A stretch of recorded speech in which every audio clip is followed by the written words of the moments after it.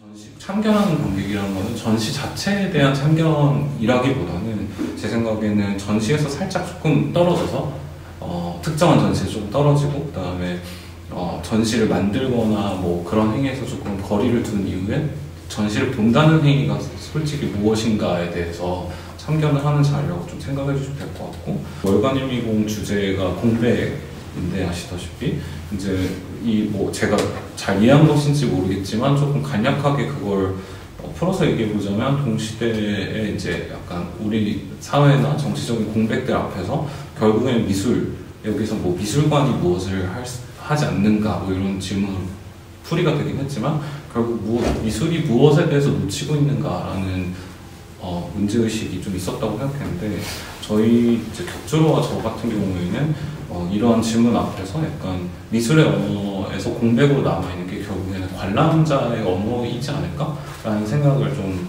질문으로 출발을 하게 된 것 같아요. 그래서 맨 처음에 떠올리게 된 질문이 이런 질문이었던 것 같아요. 전시를 도대체 나는 왜 보는 것일까? 그 미술관에 가면은 제가 일상에서 친구들과 나누는 그런 대화가 아니고 전혀 다른 새로운 시각을 가지고 완전 새로운 주제를 가지고 얘기하는 사람들이 많잖아요. 그래서 그거를 되게 궁금증이 있었던 것 같고, 그리고 작가들이 자기만의 그런 시선을 또 자기만의 언어로 풀어내는 지점들을 뭔가 이해하지 못할 때도 있지만 이해하고 싶어서 계속 보게 가는 것 같아요. 약간 친구 결혼식 가는 느낌으로 전시를 보고 있어요. 하는 날에 전시를 거의 항상 보러 다니는데 일주일에 한 번씩은 제가 그러고서 놀고 싶다 이러면 친구가 전시를 보는 건 노는 게 아니야? 뭐 이런 거. 전시를 보는 건 노는 게 아니지? 인스타그램에 워낙 많이 전시장들이 올라오다 보니까 이미 다 본 것 같고 보지 않았는데도 그래서 좀 더 점점 발걸음을 안 줄이게 된 것 같아요.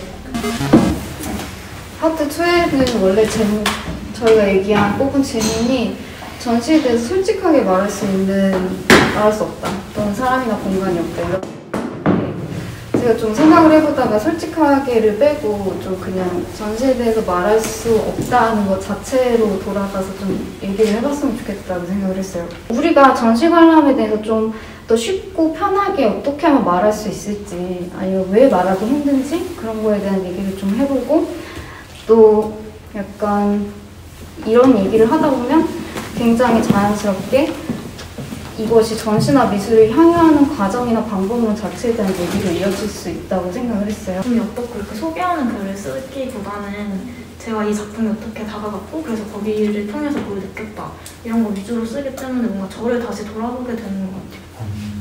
사실 이제 부정적인 얘기를 꺼내는 거는 또 더 어려운 일이니까 그런 걸 SNS에 남긴다는 게 되게 좀 꺼려지기도 하고, 진짜 막 처음에 나왔던 것처럼 뭐 한 달이 건너서 이렇게 다 아시는 분의 전시일 수도 있고, 모든 사람이 다 알고 있는 플랫폼에서 뭔가 약간의 그 익명성으로 남길 수 있는, 좀 편하게 이렇게 후기를 남길 수 있는 그런 공간이 뭔가 없다고는 약간 저도 그 생각이 들어요. 꼭 미술관 안에서 프로그램이 마련되지 않아도 그냥 내 말을 들어주는 사람들이 있고, 내가 어떤 말을 했을 때 그게 너무 중요하거나 옳거나 번듯하지 않아도 들어줄 수 있는 사람들이 있다는 믿음이 있을 때 발화될 수 있고, 그냥 그게 바라 공동체라는 생각을 좀 했었거든요. 그런 전공자나 전문가 이런 관계자들이 말하는 이런 모임이라든지 이 사이에 있는 중간층의 모임이 없다라는 생각이 들더라고요. 저는 전공자도 아니고 그리고 뭔가 어떤 인맥이 있는 것도 아니다 보니까 좀 계정을 그냥 일반적으로 사진 찍으면서 전시 보는 사람들보다는 전시에 대해 되게 진지한 이야기를 하고 싶은데 그럴 만한 사람들을 어디서 찾아야 되는지 잘 모르겠고, 여러 모임에 나가도 좀 수준이 너무 이렇게 차이가 나다 보니까 되게 어렵다는 생각을 많이 했었고요.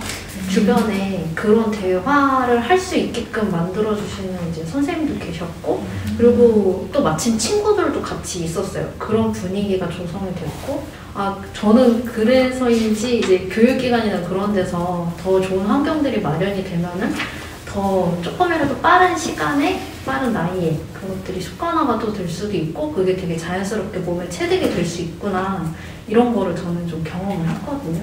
학교가 되게 좀 중요한 것 같다는 생각을, 그러니까 학교가 왜 중요하냐면 학벌이라는 게 아니라 대화를 하고 이제 서로 파악을 하고 그러기 위해서는 좀 한 몇 년의 시간이 좀 필요한 것 같다는 생각이 좀 들고.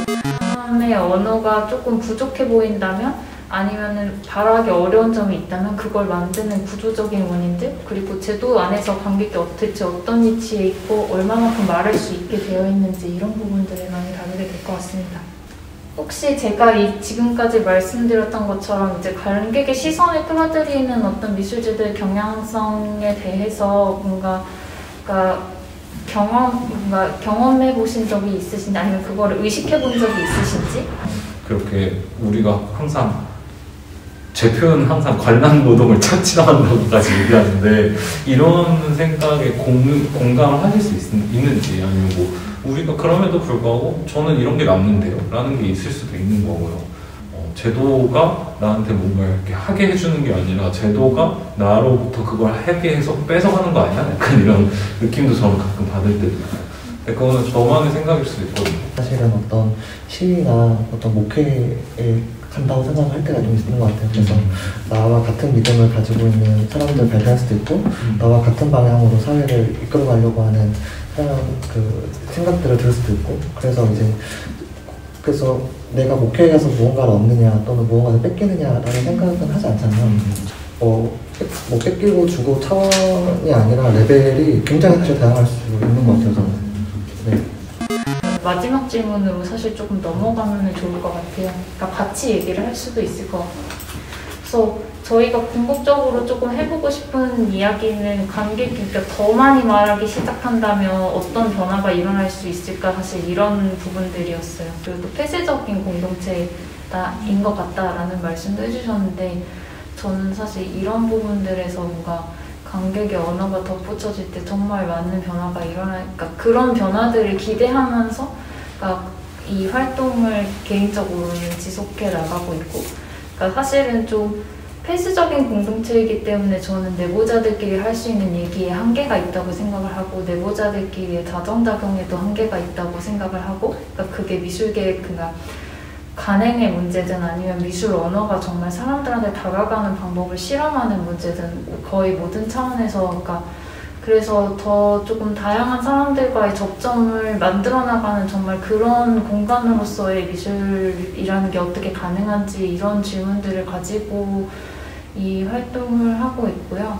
긴 시간 참여해주셔서 너무 감사합니다.